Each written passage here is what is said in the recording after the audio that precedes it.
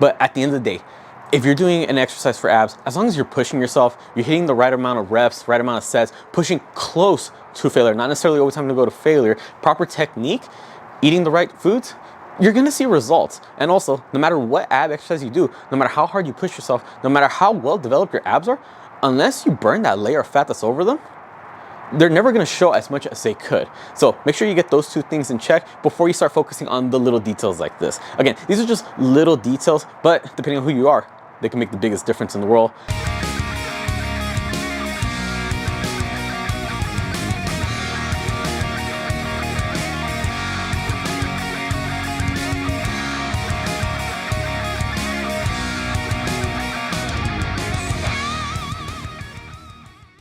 What's up everyone, David here. Got a new video for y'all today. But before we get into it, if you haven't already, make sure you subscribe to the channel, hit the bell notification so you don't miss out on any new videos. Because remember, new videos on this channel every Tuesday, Thursday, and Sunday. So don't miss out.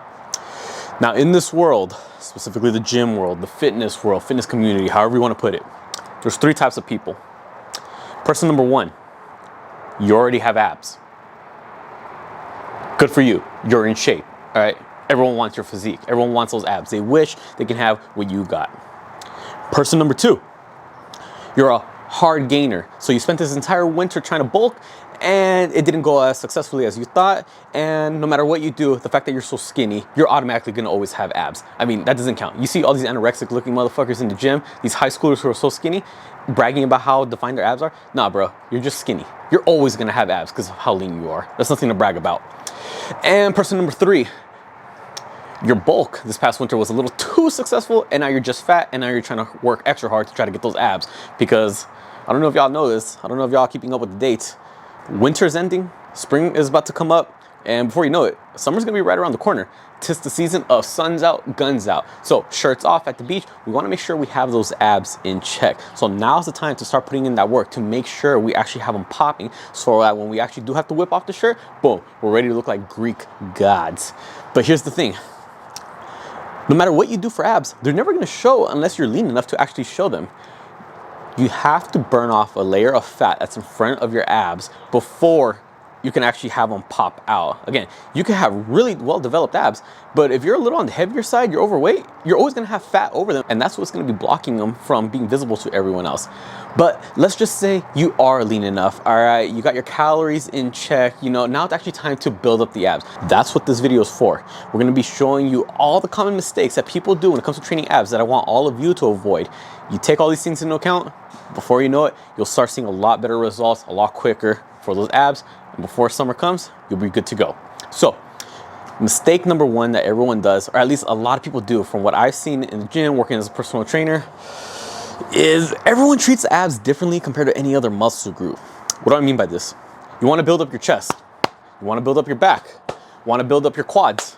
What do? You do heavy movements for good sets of 8 to 12 reps. For your chest, you do a lot of pressing movements, good hard sets of 8 to 12 with weight. You wanna build up those lats, you do some bent over rows, dumbbell rows, cable rows, good hard sets of 8 to 12 with weight. You wanna build up the quads, what do? Squats, leg extensions, lunges, good hard sets of 8 to 12 with weight. Now the key emphasis here are gonna be the rep schemes and the weights. For some reason though, when it comes to abs, building up the six pack, what happens? Everyone all of a sudden, they throw everything they know out the window and they start treating abs a little differently. That seems to be the one muscle group that I see that many people do not push as hard with weight, and they avoid the typical rep scheme that they would do any other muscle group, that being 8 to 12 reps. What they do instead is they do 3 sets of 45 seconds. They do 5 sets of 30-second intervals of crunches, like all these different things. Why is it that every other muscle group that we're trying to build up, we do so by the way of lifting heavy weights, good amount of reps, and forcing that progressive overload?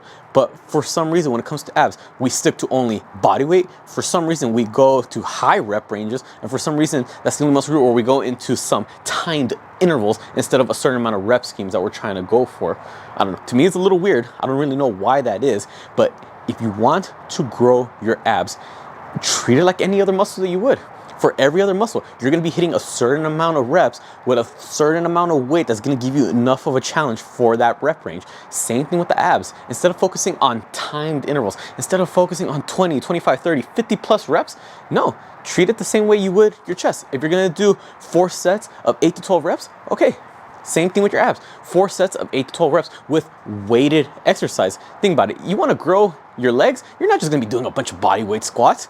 You're going to be loading up a bar, taking some steps back, squat up and down. You want to grow your chest? Man, yeah, you can do a bunch of push-ups, but most of the time, what do? You go on the incline, you go on the flat, dumbbell bench, cable crossover. Same thing. You're avoiding the body weight exercises. That should be the same concept for your abs. Now, can you see results with just bodyweight exercises for your abs? Yeah, but it's gonna require a higher amount of reps. And can you still see results with a higher amount of reps? Yes. The rep range you can get results from as long as you're approaching near failure. But let's be honest, for the amount of crunches that we all do, we're gonna be doing some higher amounts. I mean, for me personally, I get better results if I just go the lower rep ranges, 8 to 12, 15 at most, just load up heavy cable crunches, heavy weighted sit-ups, things like that. That's what's gonna give you results. Treat your abs as you would any other muscle group. They should not be an exception. Second mistake I see people do when it comes to training their abs is they don't really know the right way to do these exercises. Specifically, I'm talking about leg raises. Doesn't matter if I'm hanging off a pull-up bar and I'm doing leg raises like that. Doesn't matter if you're lying on the ground and doing a leg raise like that. They are not doing in a way where it's gonna work your abs. What they are doing is a leg raise in a way that's gonna be working the hip flexor. For those who don't know, abs right here, the 6-pack muscle or 8-pack, depending on how lean you are, this muscle is what allows us to go like this. I'm talking about rounding your back. When we do a sit-up, when we do a crunch, what are we doing? We're rounding, really crunching that motion right here. That's what we want. What do the hip flexors do? Hip flexors right here is what allows us to bring our leg up, bring that knee up. Now, when we do a leg raise, what are we doing? We're bringing our leg up, hence the name leg raise, but that alone is not gonna be working the abs. Now, what you do wanna do, it doesn't matter if it's on the ground or it's hanging up on a pull-up bar, or even on those dip machines where you put your elbows up and you're doing a leg raise like that, doesn't matter which one. Along with bringing your leg or your knee up, some people just do knee raises, some go leg raises, doesn't matter. Whatever part of your leg you're bringing up, you're only doing half the work there. That's just working out your hip flexor, because again, that's the function of that particular muscle.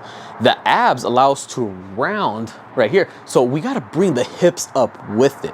So again, if you're doing it on the ground, after you do that leg raise, go a little higher and get your hips off the ground. If you're gonna be doing a hanging leg raise, same thing. Get the legs up, and then after that, go a little bit more around that back. Bring your hips into it, all right? It's like you're tucking underneath. Think of it almost as if you're thrusting your hips forward. So you're going from right here to boom, tuck your hips underneath. That's gonna be working the abs, because again, now you're actually going through the range of motion of what the abs are intended to do. And that is to round that lower back. That's the whole point of the abs. That's what they allow us to do. They allow us to go into that spinal flexion. Flexion meaning right here, that rounding. So just want to throw that out there. Nothing wrong with the leg raise exercise, but if your whole goal is to do them to build up your abs, you gotta bring the hips into there, not just the legs. Third mistake I see people do when it comes to training their abs is they're not loading the exercise correctly. What do I mean by this? If I see someone doing a weighted sit-up or a weighted crunch, where exactly are they holding that weight? A lot of times they start off with the weight on their chest, but then as they start fatiguing, they start cheating the motion. What happens to their arms? They're starting to use their arms to press the weight up, and they're using that momentum to bring their torso into it. So at that point, is it your abs that are taking over the exercise, allowing you to crunch up, or is it your arms bringing that weight forward that's allowing you to get off the ground? That's what we need to try to avoid. And that's something that I feel is just, I don't know if it's an ego lifting thing, but you're not doing the exercise correctly. Decline sit-ups.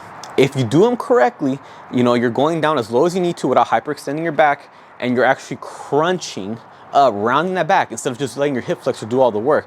I see people do them holding the weight, but where are they holding it exactly? They're holding it down here on their stomach, and at that point, when you crunch up, are you really crunching up any of that weight? Let's just say you're holding a 25. You're holding it right here on your stomach, but what's the point of your body that's actually coming up? It's the torso. You want the weight at the end of the segment that's moving so you can feel the full resistance. Think about when we do laterals. Do you have the weight right here?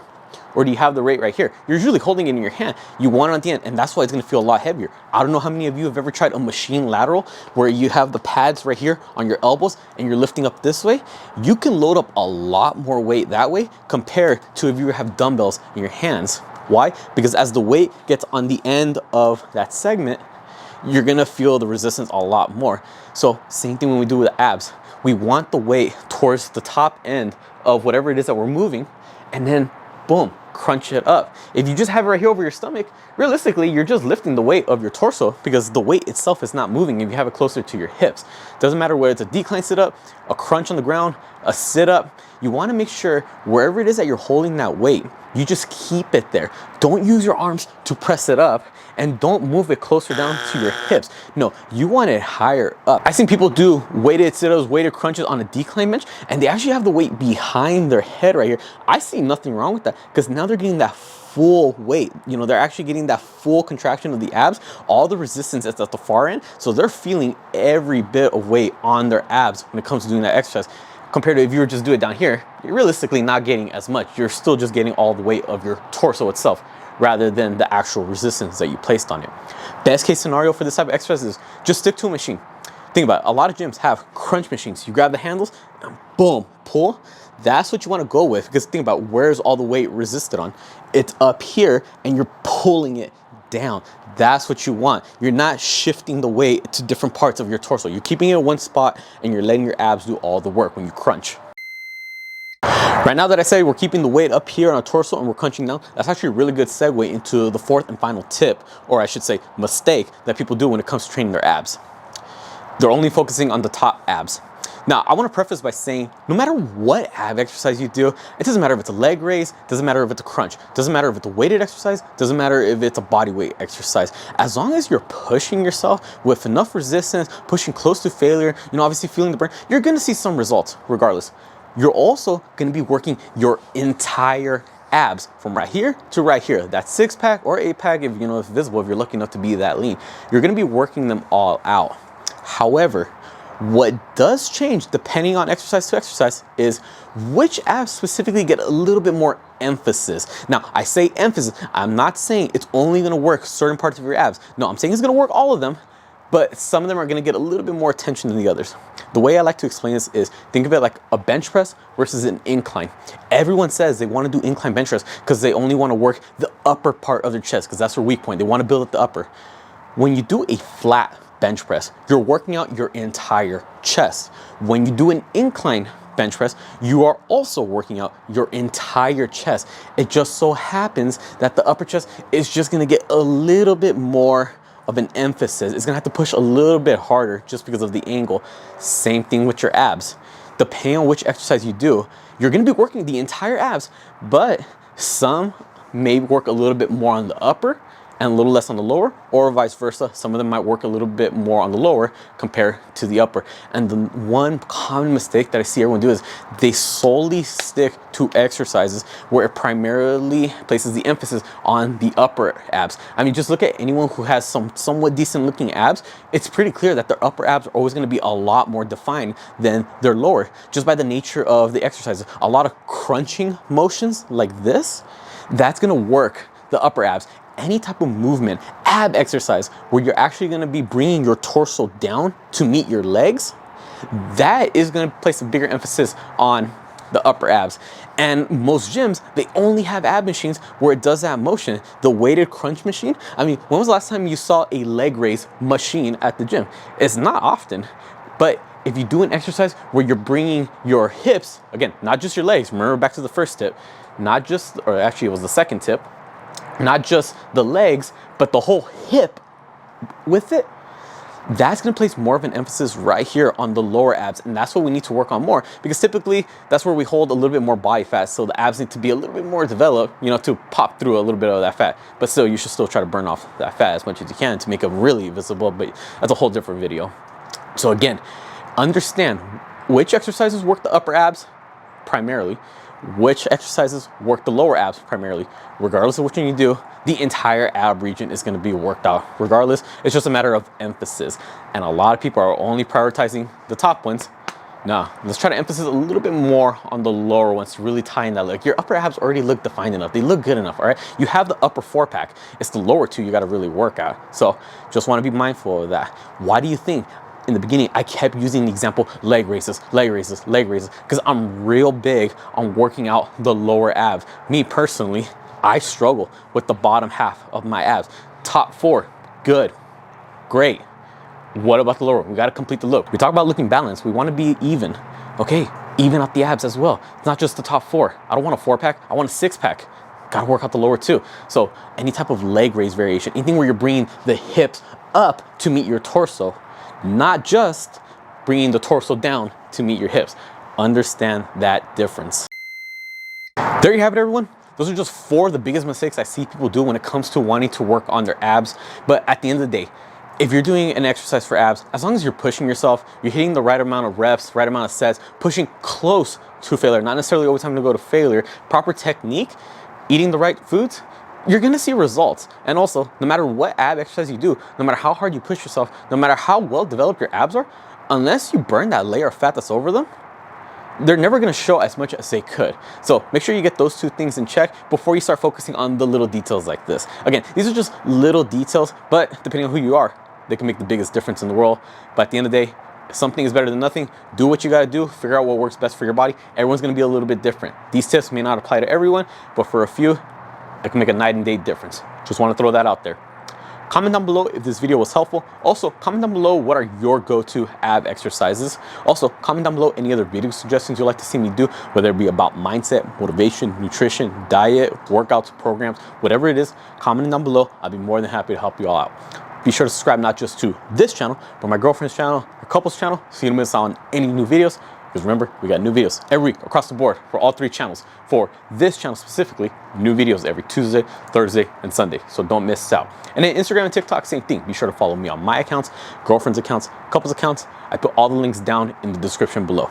With that being said, I'll catch y'all next time.